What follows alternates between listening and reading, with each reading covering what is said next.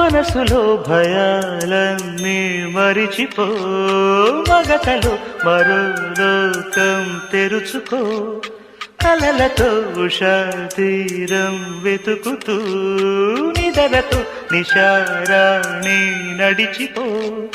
చిటికలోన చిక్కబడ్డ కటిక చీకటి కరిగిపోక తప్పదమ్మ ఉదయ కాంతికి.